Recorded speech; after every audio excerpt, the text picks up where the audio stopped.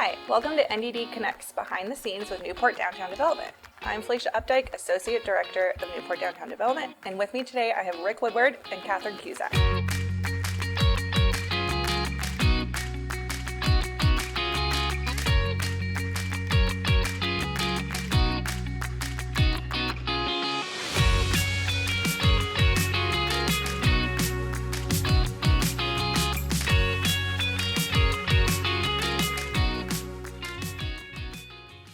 Thanks for joining us. Thank you for having us. Yeah. So, what are we doing here? What are we talking about today? Well, go ahead. We are talking about an exciting movement happening in Newport and transitioning what is now Green Mountain Natural Foods into a cooperatively owned grocery store, cafe, and community hub. Awesome. And I love the quote on the flyer. I own a grocery store and cafe with my friends. I love how that brings this conversation all together. So how did this all start out?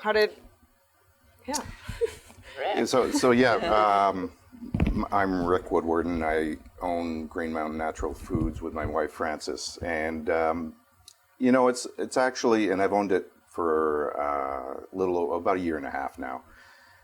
And right from day one, I've always thought that this might be a good fit for this business. I am in my 60s, and so I'm looking to find out what would be the best fit. And a co-op keeps coming up from people that I've talked with over the past months, and mainly because, I'm sure we'll go into it a little bit more, but a co-op is something that's owned by many, many people and not one person or two people, but it's not privately owned. It's owned by many people, and usually those people are in the community. And I feel for so many reasons that we can go into that that will make this, and by the way, this business, Green Mountain Natural Foods, which many of you know previously was Newport Natural, and previous to that was Newport Natural Foods, is about 60 years old now. So they've been around for a long time. It's very important to the community, and I really feel sincerely that it's a good way forward for many reasons. The community feel, the pride of ownership.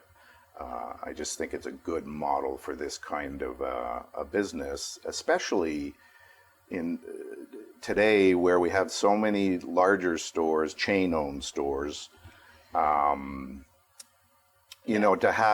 keep that smaller feel and being community-owned, I think would be pretty special, actually. Yeah. It's very Vermont. Yes, that's true. It's very Vermont, where people, organize themselves, they have passion around something, they put energy into it, talk to their friends, invite their friends to participate, and a co-op just kind of breeds the Vermont way of life. Yeah. Unlike the box stores that no one has any connection with, you don't feel a sense of a place or ownership, and with the potential that Newport has with the lake and, just as a tourist destination, it feels very Vermont to have the community own the store and make it what it wants to make it. And, we're in the beginning stages of engaging with the community, so we really don't know what the end result will be. We're just trying to kind of set the stage for the idea and hoping that we can engage more community members to help us really define what it looks like moving forward. And I like that you guys use the word community, because I feel like Newport is truly all about community, and that's how we get Newport to grow and continue to, sustain itself. And I feel that a lot already with the group that we have collaborating to kind of talk about this. So we have Newport Downtown Development, Green Mountain Farm to School. Rick's part of the conversation with Green Mountain Natural Foods. We have Butterworks Farm and Center for an Agricultural Economy, all talking and kind of helping with the picture. So it's nice that we get good collaboration and community when talking about this. Yeah, I if you don't mind, I'd just like to elaborate a little bit on what Catherine was just saying about it feels very Vermont. I sort of started writing down a list of different food co-ops in Vermont that are truly successful. There's one here on the list that hasn't opened yet, but it looks like they're going to be breaking ground shortly. But of course, the big one is Hunger Mountain in Montpelier. That's a very successful store there. You have Onion River, which is also City Market in Burlington. You have the Morrisville Co-op that's not too far away. You have Plainfield. You have the Caledonia Co-op, Putney, Brattleboro. There's a lot of Buffalo food co-op. Mountain. Yeah, Buffalo Mountain. Actually, that was on my top here.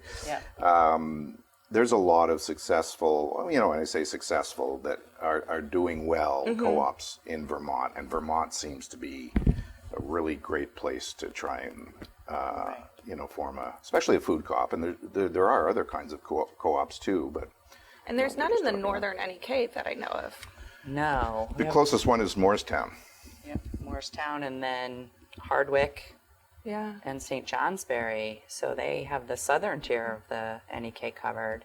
We have several general stores, but no co-op. And what I think we've always talked about this with communities, but Green Mountain Natural Food, the community space within the co-op that it would have, I think is such a key part of this community as well. I mean, we all go and shop and eat and whatnot, but also I know you host like craft nights, and it's just a place to catch up with friends, and that's something you don't do in grocery stores normally. You don't do, and where else do you even do it in Newport?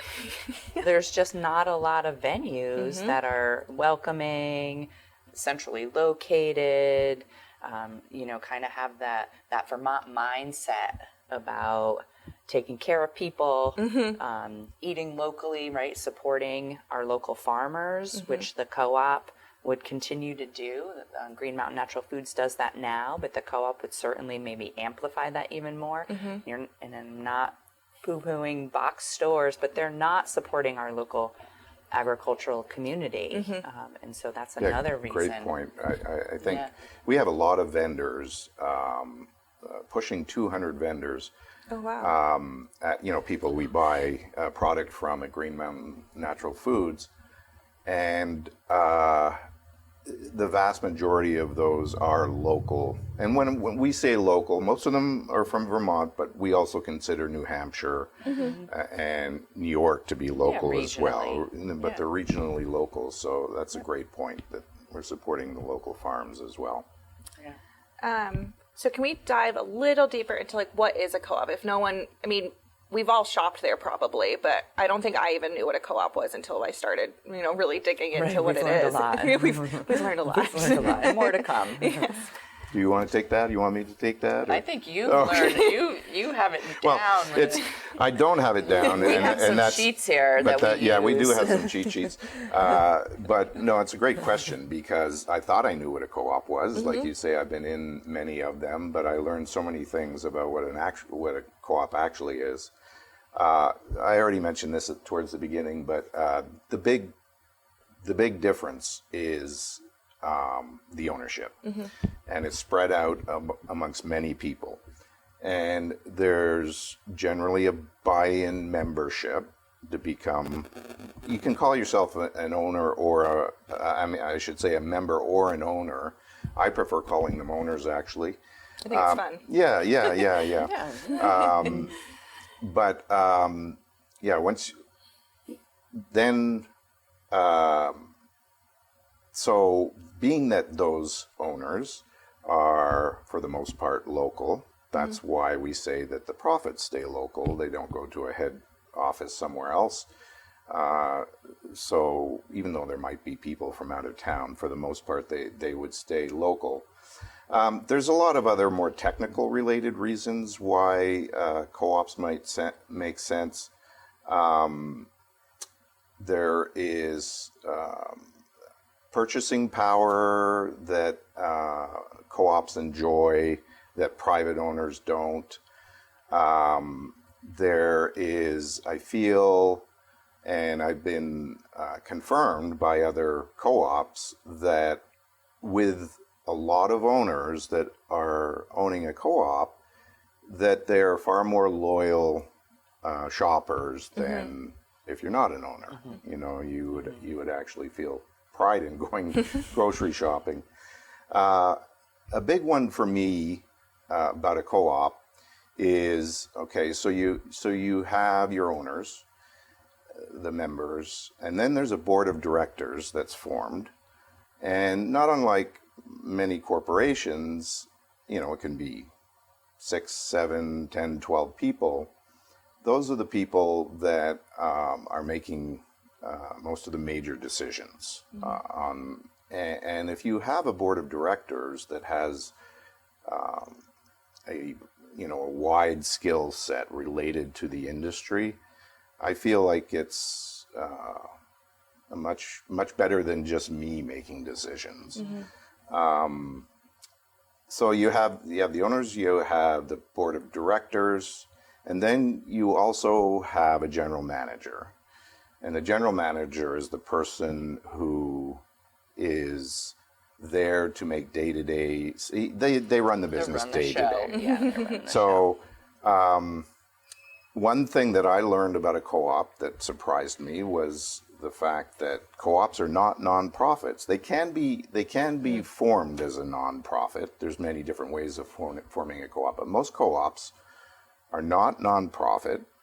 Most of them, the profits are lean because they're trying to keep prices down, etc.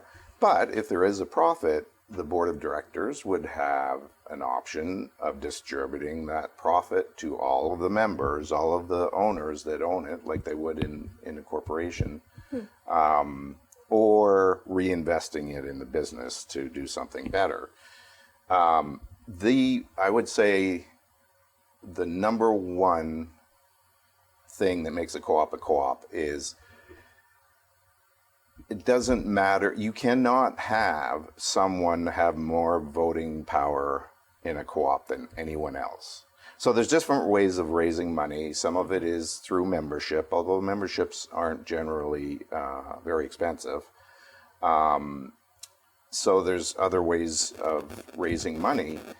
But even if someone gave far more money than someone else towards the cause, they only have one vote, just like everyone else. So that's what makes a co-op, basically, is it's a very democratic process, and no one person has more say than the other. Yeah.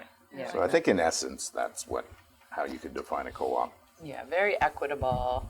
Like you're saying, everyone has an equal voice in the matter, an equal share. What Rick was saying in the beginning as far as buying power. Yeah.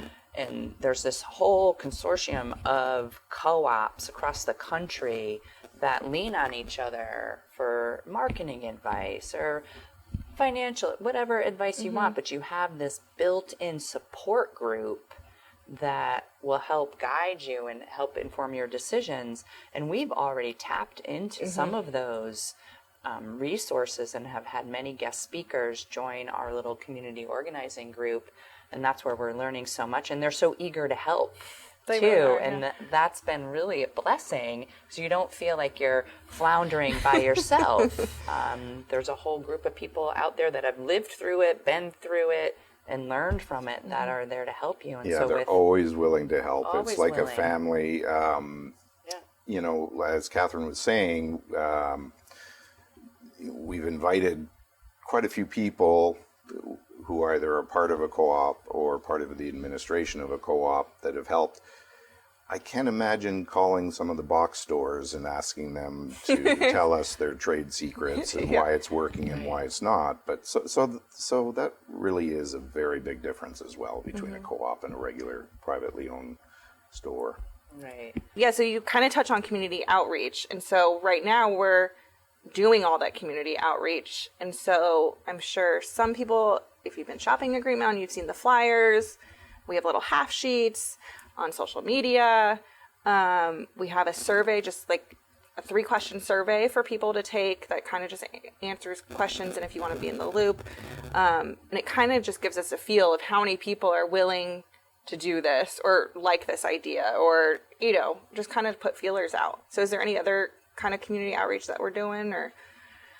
Well, we have been going to the Wednesdays on the waterfront, so you can find out some information there. You can always come by the store and ask for me, or there's a few other people working at the store that have been involved as well, and we're all happy to. And by the way, I will say that, you know, when we first started, I think Catherine was either the first or second person that I met with to talk about this idea. I hadn't told the staff at Green Mountain because I just wanted to get an opinion on whether they thought it was a good idea or not. And then when I told the staff, they were over the moon about it. I mean, they really do think it's a great idea. The co-op model offers some continuity in kind of ownership. And so, you know, I think, Rick, you're looking to do different things with your life, right? Or go back to the main thing that I do. Do the main thing that you do, right? Yeah. This point of your life, you've shared that. And so thinking about Rick transitioning away from Green Mountain Natural Foods and the prospect of another owner coming in, right? And kind of putting all of that onus on one person who may or may not be a local, who may or may not be committed to the community, who may or may not stick it out. Like, I think that was unsettling for you in this process. Yeah. And that's where the whole idea of a co-op came, because there's more continuity, more community buy-in. You know, we're all, I think all of us that live and work in the Newport area, you know, really want to see it thrive. And we want to we're investing our time and like nurturing it to its fullest potential. And a co-op seems like a better fit than one person. Not that you haven't done a great job, but moving forward, absolutely, right? Moving forward. And I think, you know, we've kind of talked about it, and Erica from Butterworks Farm kind of asked the question that made me think, and it was like, well, what makes people shop at Green Mountain Natural Food versus just going to another store? And what that kind of really hit with me, even though I don't do my grocery shopping, but my daughter has so many allergies that all these other box stores don't carry foods for her because it's just such a kind of untapped area or it's too difficult to mass produce these products, whereas Green Mountain has tons of it. And so I can go and shop for her and know that I can get a bunch of food for her and not even question it. And so I think that question that she gave to the rest of us, it really has me thinking too of, you know, why does each family shop there or, you know, household shop there? So yeah, just thinking of all the different ways of why it fits in with our community. Right. It's great. Yeah, and there's the whole calculator, economic multiplier, right? I think, and these are outdated numbers. This is pre-inflation, but for every dollar spent on local food or within a local economy, $1.60 is generated back. Oh, awesome! And it's even higher if you look at school meals and things like that. But, you know, to keep these dollars local and by supporting our local farms, we're only improving the quality of life for everyone in the area.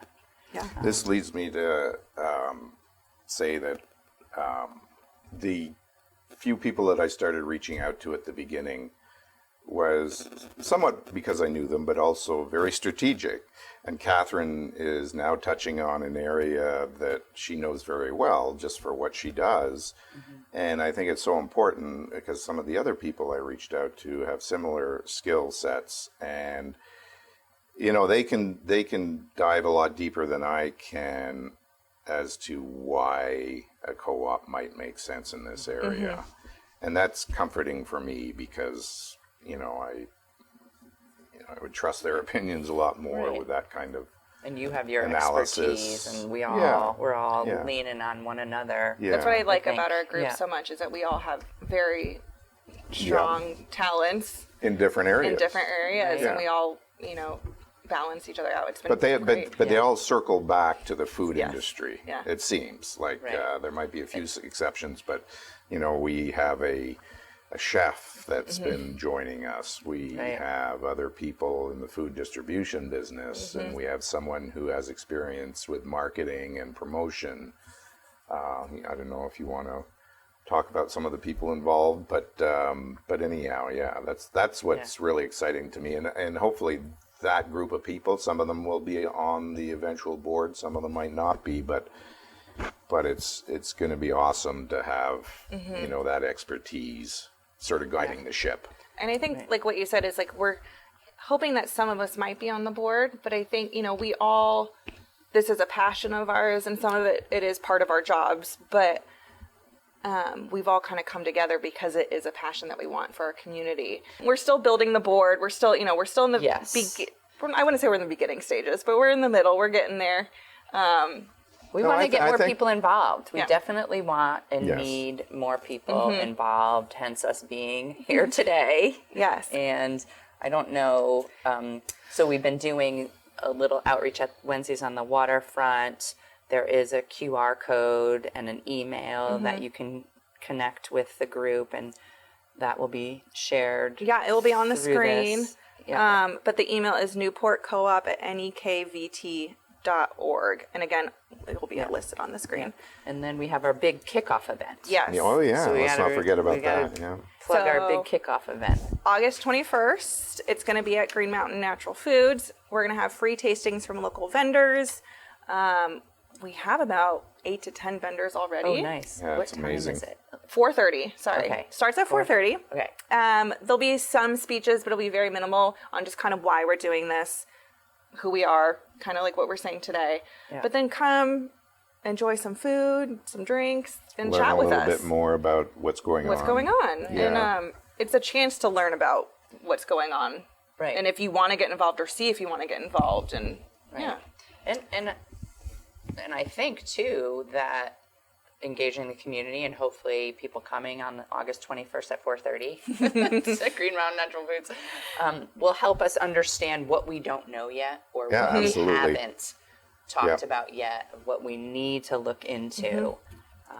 Those we're really wanting the community to help us. Yeah, One thing I think is important to mention too is we've done a lot of talking about forming a board and some of these things that take these people that are getting together some time.